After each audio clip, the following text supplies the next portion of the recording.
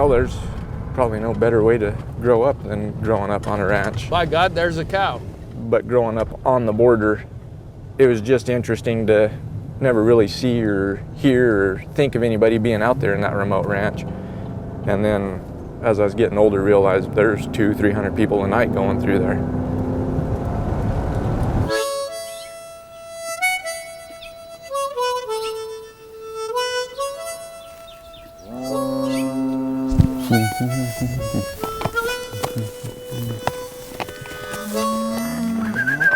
Hey, come on, calf, come on. Hey.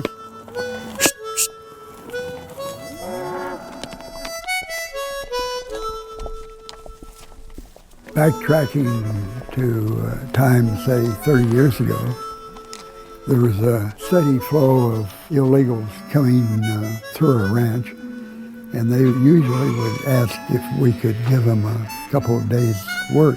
Ahí apártalo.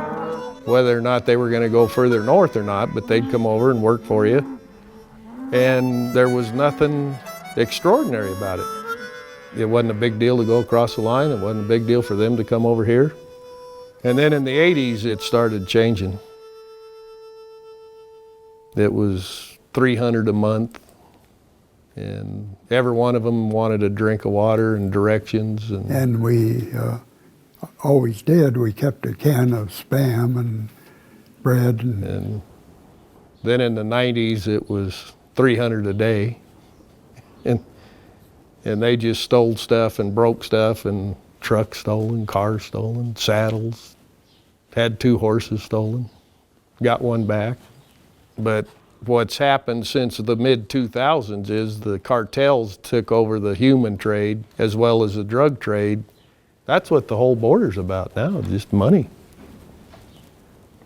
It isn't about immigration, it's about smuggling.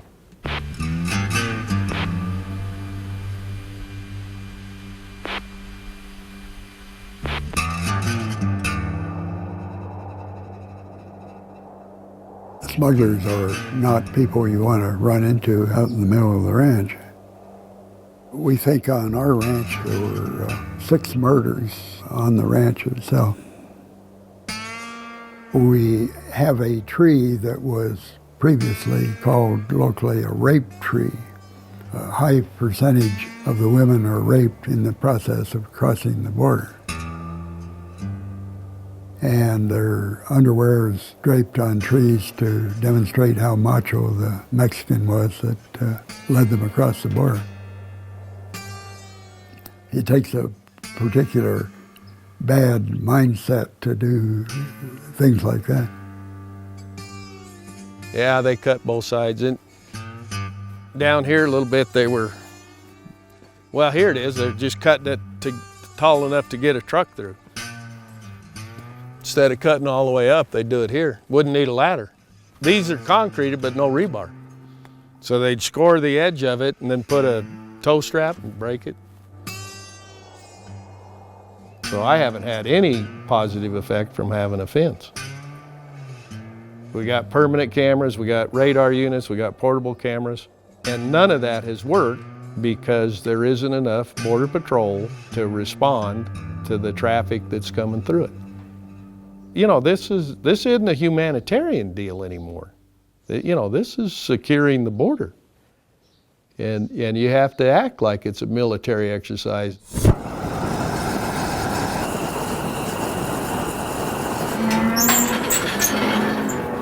Yeah, there's definitely 2 sides to it. There definitely is. The 2 sides are, what we did today, working outside with my hands and actually producing something every day. I don't know, it's kind of living the dream. That's what I always wanted to do, so that's what I do. It doesn't get a whole lot better than that, so. The other side of that is if there's criminals coming through here and smuggling drugs and smuggling people, all the criminal activity that goes along with it. We're waiting with interest to see what happens with President Trump.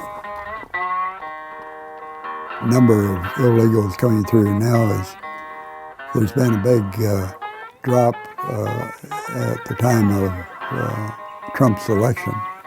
This is the best it's been in 30 years.